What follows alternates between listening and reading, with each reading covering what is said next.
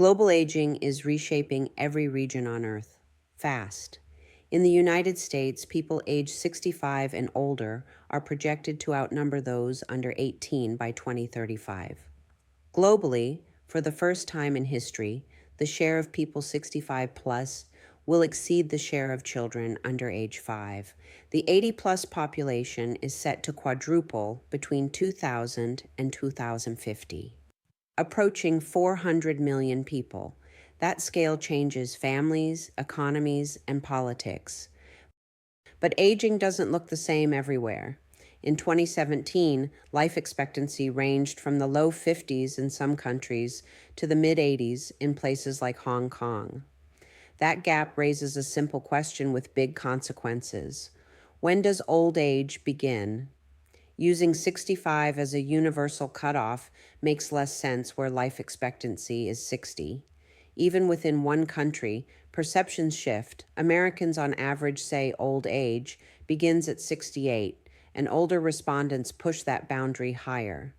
Globally, women outnumber men at older ages, are more likely to be widowed, and face greater socioeconomic risk. Gender matters in the aging conversation. Two broad patterns organize the global picture. First is where older people live. Today, about 2/3 of the world's 65 plus population lives in developing countries, and by 2050, it could be 4/5. Second is the demographic divide.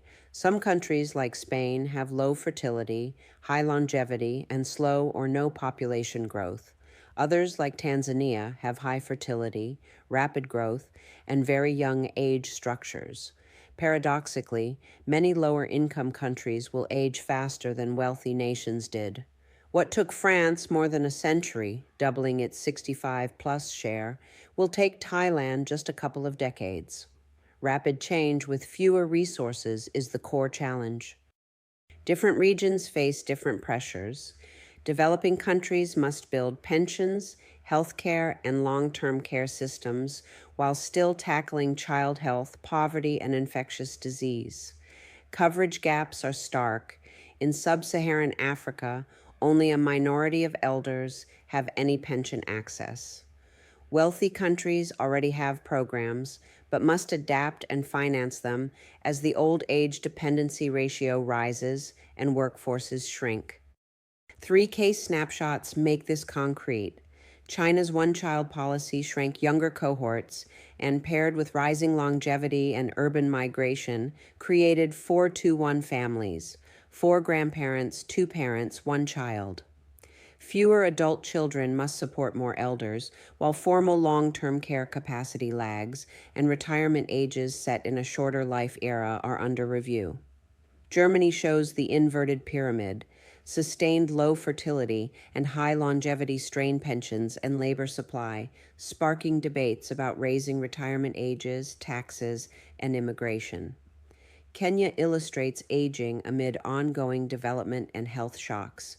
HIV/AIDS created many skipped generation households where grandparents raise grandchildren, alongside persistent poverty and limited elder protections. Each context blends demography with culture, policy, and economics. Enter the welfare state, not welfare as a pejorative label, but a system where government accepts responsibility for citizen well-being through pensions, healthcare, unemployment insurance, and more. Industrialization and urbanization historically weakened extended family safety nets, prompting public programs to fill gaps. Yet there's no one-size-fits-all model. Coverage levels, eligibility rules, and cultural expectations vary widely, and convergence on a single template hasn't happened.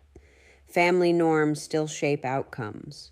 In societies with strong filial obligations like China or Nepal, multi-generational living remains common, but economic strain, migration, and limited services can still leave elders vulnerable. Real solutions mix family, community, and state supports, calibrated to local values and realities. Classic modernization theory argued that older people's status declines as societies urbanize and industrialize, skills devalue, youth migrate, and elders lose prestige. There's some truth there, but it's incomplete. Outcomes depend on policy, resources, and opportunities. When older adults have pathways to work, learning, or civic roles, modernization's negative effects are muted. Today, globalization adds new twists.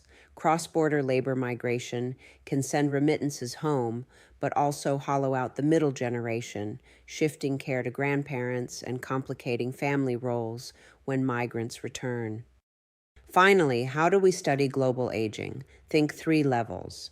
Descriptive overviews compare countries on big indicators like fertility, longevity, and income. Single nation studies dive into lived experience. Say, what predicts happiness among older women living alone in Korea? Cross-national comparisons test whether relationships hold across contexts, like whether social trust links to better health in China, Ghana, India, Mexico, South Africa, and Russia. Good comparative work asks if concepts mean the same thing across cultures and resists the exotic other lens by grounding measures in local meanings. Here's the takeaway. Global aging is universal, but not uniform.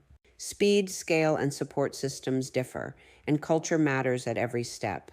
The countries that will navigate aging best won't copy-paste a model. They'll blend evidence-based policy, family and community strengths, and culturally fit innovations to protect dignity, reduce inequality, and harness the potential of longer lives.